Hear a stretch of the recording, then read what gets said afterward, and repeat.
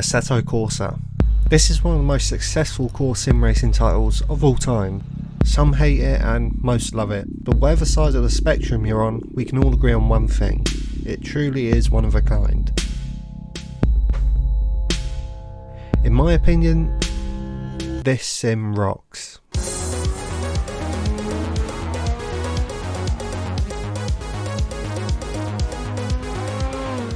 With well over 1.5 million copies sold since its launch in 2014, I'd be safe in saying this could be one of the highest grossing non-subscription based sim racing games ever released. It's still being updated to this day in 2020, and with its plethora of DLCs that most regular players own, this sim has been a raging success. Personally, this sim holds a dear place in my heart, and it really is the game that got me into sim racing all the way back in 2015. I'm sure many of you could say the same. There truly is something unique about this sim. It just feels right. So, let's talk about that. Before we get into the rest of the video, I just want to remind you that only a very small percentage of you guys are actually subscribed. So, please consider hitting that big red button. It's free and you can always change your mind later. Thanks.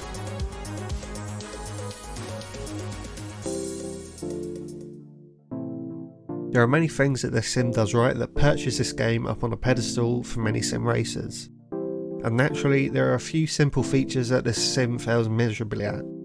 Although the positives heavily outweigh the negatives, so much so that you hardly notice them in day-to-day use. That is unless you go out looking for them like many sim racers do.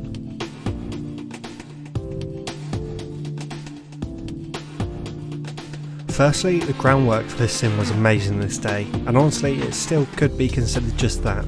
The physics felt good, they were both fun and had a good weight behind them, just like in real life, something that is extremely hard to replicate. Many sims have failed at this both pre and post 2014. Let's take Project Cars 2 for example. It's way too light and snappy, whereas Automobilista 2 is way too heavy and sloppy.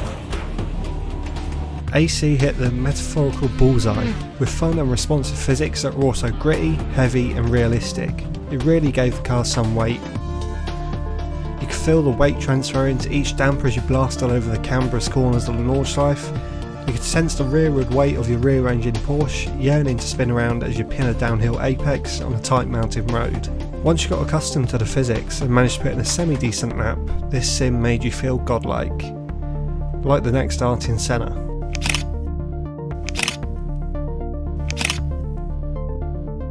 This is until you pick a new car and have to learn the very specific nuances of its handling.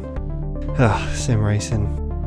The next thing that made the sim great was the awesome selection of cars and tracks. Most sims attempt to give you some sort of variety, however, not many succeed. Most of the time, sims that offer variety vary in quality from car to car massively. Some cars feel great and some feel terrible. But this is not Assetto Corsa. You can tell they put passion and love into every car they modelled into their game. Each car feels special. I would go so far as to say that not one single car in the base game feels bad to drive. This includes DLC. They feel intuitive and close to real life. The AE86 feels like a road legal go-kart with a locked differential. Although it's slow, you can transfer the weight to get the car shifting around corners at 60-degree angles. Then you have cars like the Ferrari F2004, a monstrous V10 F1 car that feels like you're just piloting a rocket ship with 4 wheels attached. My point is that the variety is incredible, and they do not use the large selection of cars as an excuse to go half measures on the physics. Everything feels as it should. Intuitive but hard to master. I have yet to find a sim that matches AC's variety and quality across the board.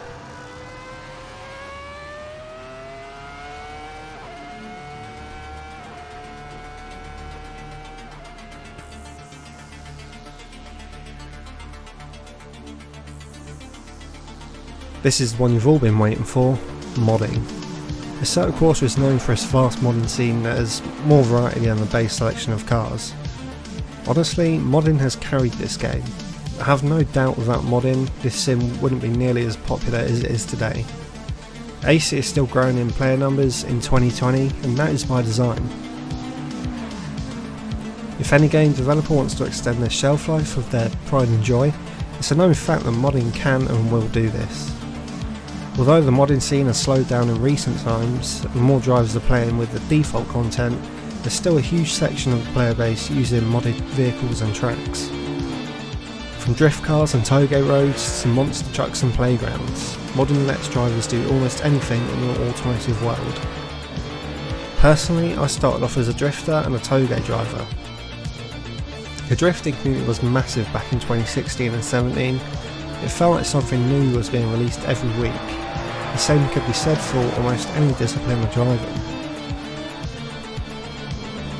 Many of AC's user-run racing leagues rely on mods to create the perfect season, from vintage races at 1960 Monaco's to iRacing clones of the skip bar at some of North America's greatest circuits.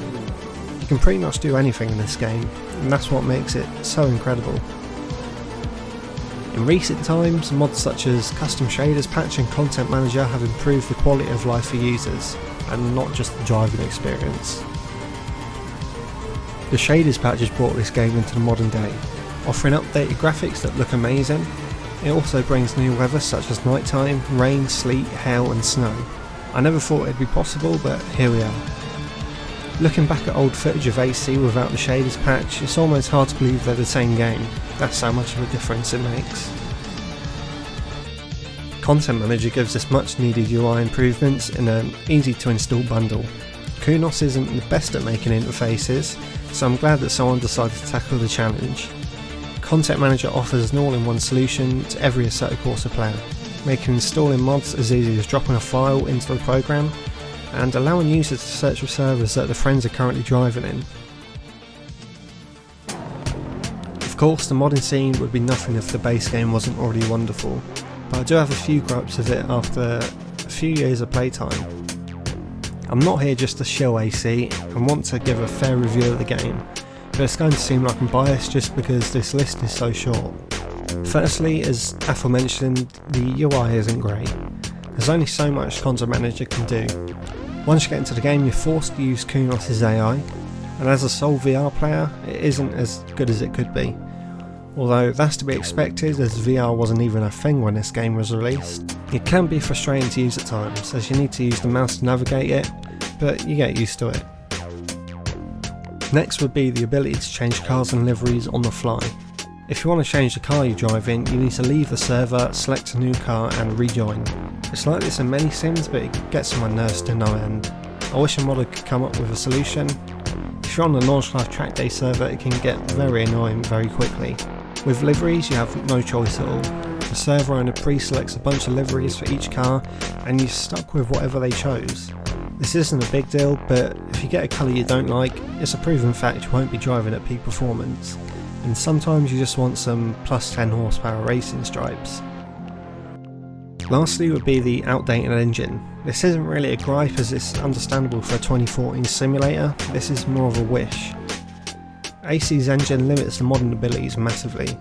For example, if a map is too large, the physics progressively get worse the further away you get from the centre. Take the Shotoko Highway project for instance. It gets incredibly bumpy just because the map is so big and the engine can't handle it. Therefore, I strongly hope Kunos makes a sequel to this great sim. Assetto Corsa 2 would be amazing. Just imagine all the new technology of Assetto Corsa Competizione put into a new moddable sandbox simulator. It would be incredible. Better physics, weather, brake and tyre wear. It would almost definitely be the best sim ever made. That pretty much sums up my gripes with this game. There aren't many as the sim is nearly perfect, in my opinion. I can't wait to see what they do with Assetto Corsa 2, if that's ever going to be released, but with the success of the first AC, I can almost guarantee it is. So that was my homage/review to my favourite ever sim racing title. Please hit the like and subscribe button if you enjoyed, and let me know in the comments if you like this style of video. It's my first one and I loved making it, so I'll be happy to do more. Thanks.